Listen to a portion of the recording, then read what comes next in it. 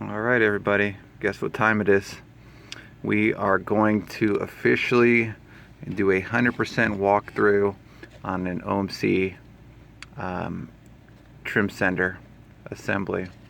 As you can see by this box, this is an original OMC trim center. This one was made in 1999, part number 984748.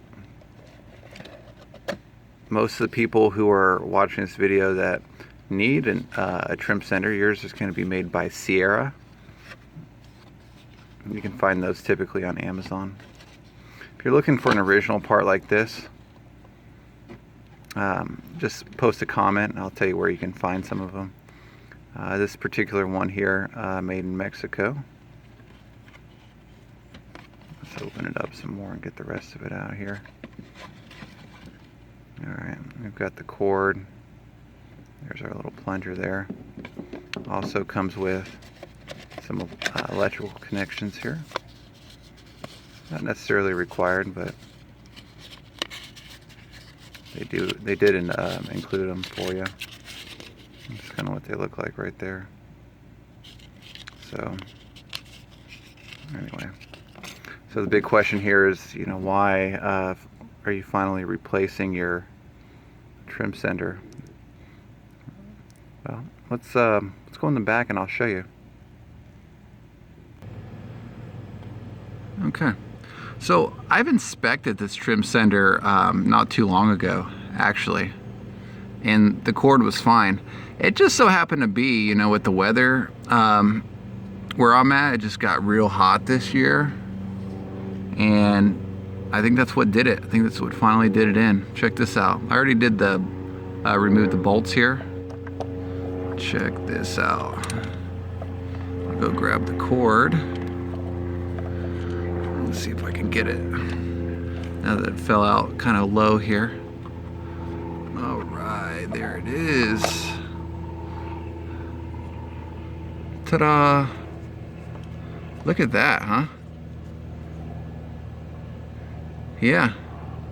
I think all my viewers here could probably agree that this one is, this has had it. Let's bring the cord all the way up here. You can see frays as high as can be here. You could try to fix this, but look, here's where your problem is. Look at that. I mean, it's cracked all the way in here. I will do a video after I remove this. I do plan on doing a video where I repair the trim center. That's going to be a fun video. So stay tuned for that in the future, but what we're going to do now is we are actually just going to go forward and replace this trim center here. All right, and as you can imagine, this one is original from 1990, so it's long overdue. I'd say, considering the age of it, it probably lived a pretty good life here, but we are going to do some things to the new one before we install it to increase the longevity of this cord here. Now this boat lived in fresh water. All right, so imagine those watching this video whose OMCs live in salt water. Probably going to be a little bit more harsh on these cords here. So we're going to do some prep work ahead of time to make it where the this cord here lasts a little longer. Let's go back inside the cab and talk a little bit more in there.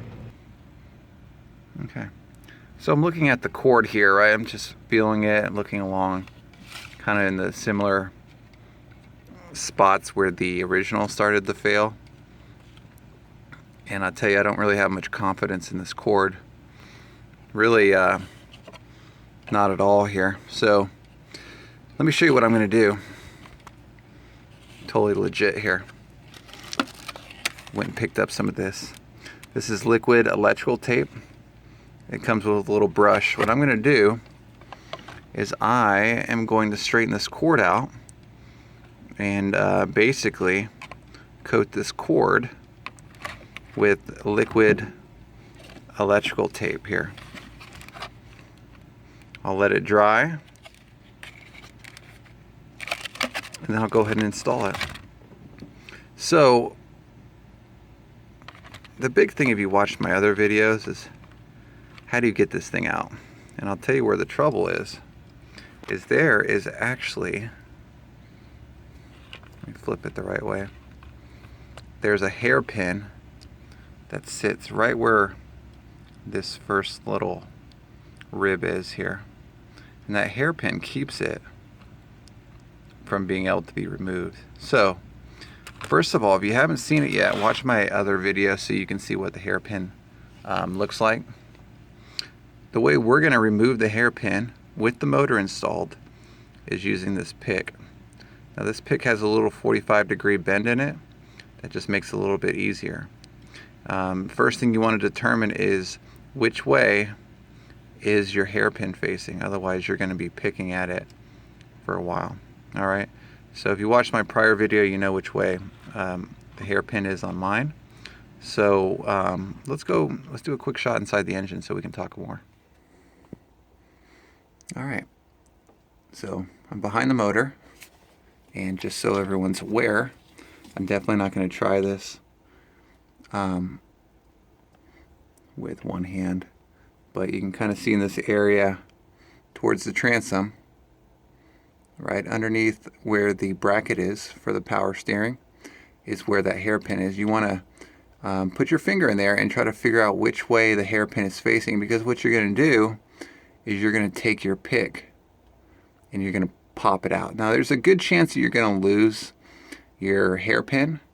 That's okay. We'll talk about how, if you do lose it, we'll talk about how you can reinstall the trim sender and still be okay. Alright, so don't freak out if you lose it. It is stainless, so if you do lose it, forget about using a magnet to try to get it. It's not going to help you. Alright, so what I'm going to do is mine is facing this way, so I'm going to go ahead and pick it out, and we'll see if I get it. If it falls down in there, well, I'm not worried about it. There's a million ways of putting in the new trim assembly without the hairpin. So let's just do that. So I'm going to hit pause here. I'm going to work on that. Hopefully I get that hairpin out and it doesn't fall deep down inside the engine coupler area, and we'll see. Alright, so wish me luck. Alright, as you can imagine, I ended up using this pick to kind of get underneath it, and I yanked it out. Long story short, it went flying. Just as one could imagine. Who knows where it went? No telling. Not worried about it.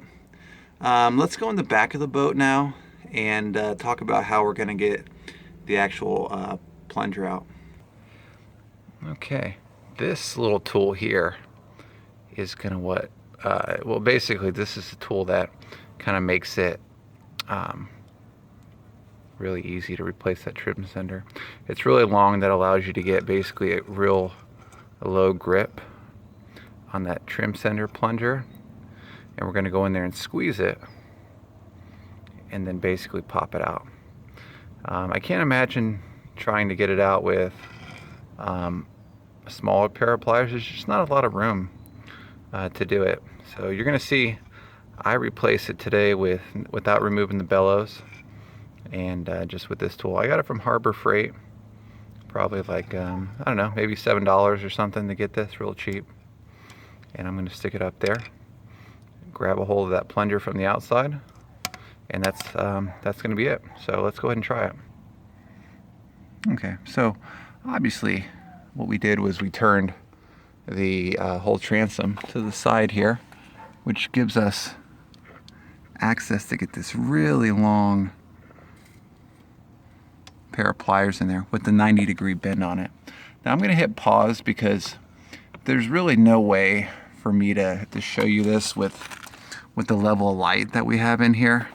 It's just not realistic. So use your imagination, right? You're going to raise this thing up. You're going to follow the cord. You should be able to see in there. You're not doing this blind. You're going to grab that plunger and work it out with this pair of pliers, okay? So I'm going to go ahead and get started on that. Alright everybody, you'll see here I ended up just ripping it to shreds trying to get it out. I ended up going with this longer straight pair of pliers, pretty long too, just like the other ones, and ended up just chewing off the end. So what we're going to end up doing then, since we really can't pull it out from the back, is it just wouldn't want to come out. So that's okay. Let me show you what it looks like now. Okay, so you can kind of see with the shot here, I got the light pretty good. We ended up just ripping the cord off, and the outer side of the plunger is pretty much gone. So, you know, at this point, what I'm just going to do is just pull it out from the other way. Yeah, it definitely didn't want to come out from the back, so no problem. I removed the outer sleeve, a little plastic piece, and yeah, it'll come out from the other way. So let's change gears now. Let's go to the inside of the cabin of the boat and just pull it out from the rest right there. Okay, so you'll see here on mine I have a little zip tie over here kind of holding the cord on. I'm not going to worry about that for right now, but what I am going to do, let's see if I can get this out of the way of the shot.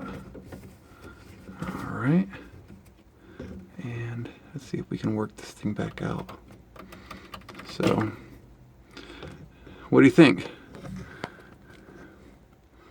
Was that easy? I hope you think it was. So, as always, don't forget to subscribe. Like the video if you thought it was helpful. Stay tuned for part 2, where we go ahead and get everything put back together. But, yeah, don't forget to subscribe, everybody.